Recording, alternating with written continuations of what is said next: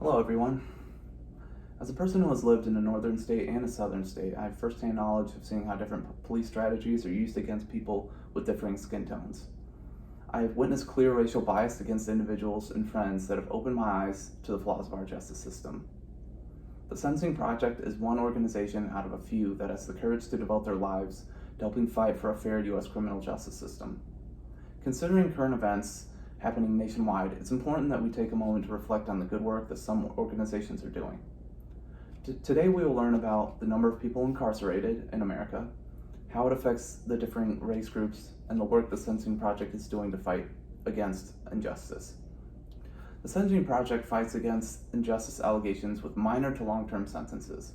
They provide a clear statement and direction on how to bring change to prison time and sentencing for so many people that have been wrongly convicted within our justice system. They work with minority groups as well as mentally ill and impoverished individuals who are wrongly convicted or have extreme sentences. This organization is changing the way Americans think about punishment and crime.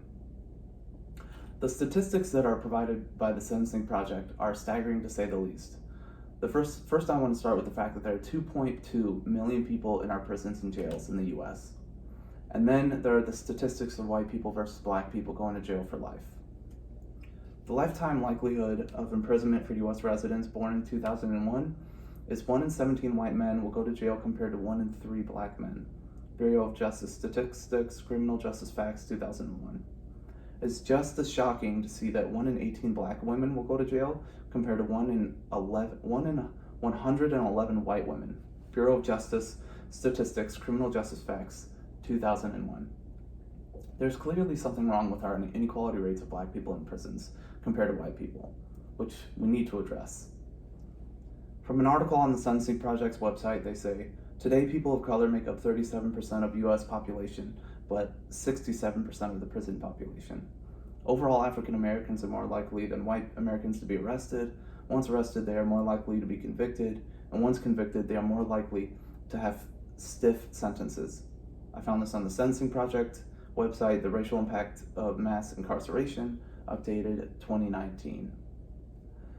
There have been many promising reforms that have happened over the years, such as California passing Proposition 47, a ballot back in 2014. This ballot reclassified certain low-level property and drug crimes from felonies to misdemeanors, which whatever fiscal savings they have left was going to prevention programs. There is still change that needs to take place in the justice system.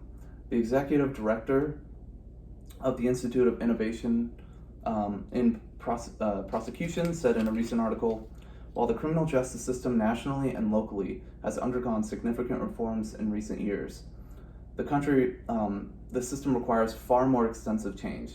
Reform-minded prosecutors in jurisdictions across the country are working to tailor responses to crime to address its underlying causes and reduce our reliance on prisons while encouraging accountability for those who cause harm. This was written by Lucy Lang. Prosecutors need to take a lead in reforming prisons, August 27th, 2019. Now that we've discussed what the Sentencing Project is doing, the inequality rates in America, and the change that is still needed, we will discuss how this affects you as a citizen in this country. As a citizen in this country, your taxes are affected by incarceration rates.